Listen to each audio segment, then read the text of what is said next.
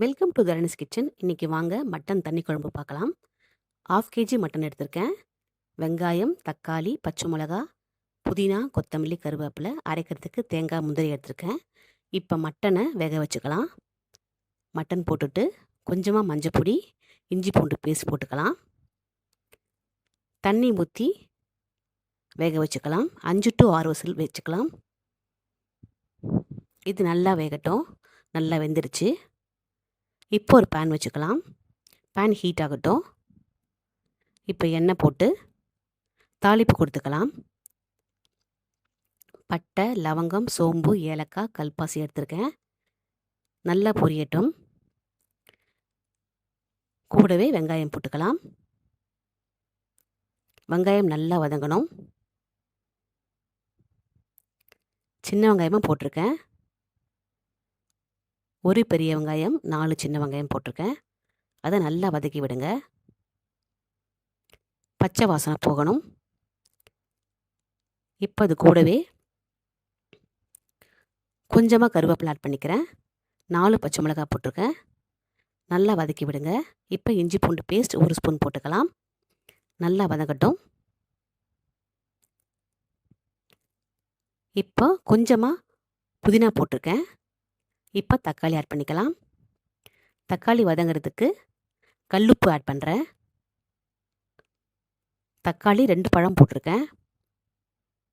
இப்போ கல்லுப்பு ஆட் பண்ணிக்கலாம். இப்போ நல்லா வதங்கட்டும். தக்காளி நல்லா மேஷ் ஆகணும். இப்போ மஞ்சப்பொடி, 2 ஸ்பூன் குழம்பு மிளகாய் தூள்,